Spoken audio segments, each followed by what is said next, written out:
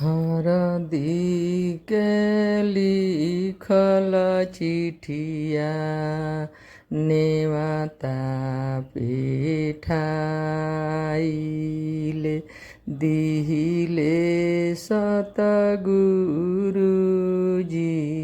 के हाथ दिहिले गुरुदेव जी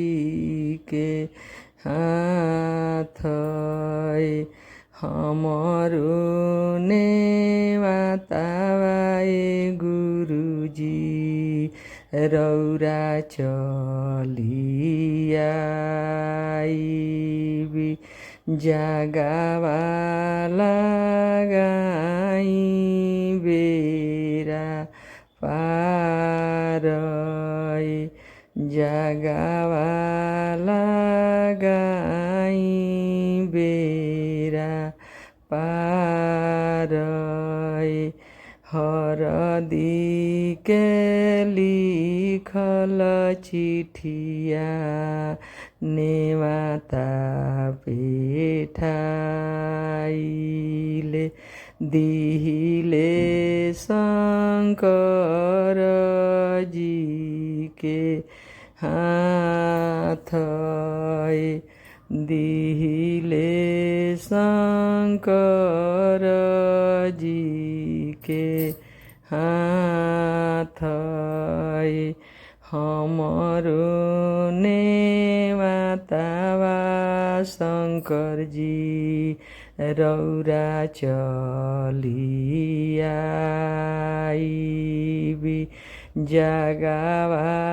लगाई बेरा पार जगावा लगाई बेरा पार हरदी के लिखल चिठिया नेवाता पेठाइले दिहिले सब देव लोग के हाथ दिहिले सब देव लोग के हाथ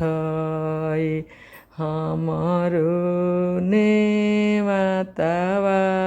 देवलोग रौरा चलियाइबी जगावा लगाई बेरा पार जगावा लगाई बेरा पार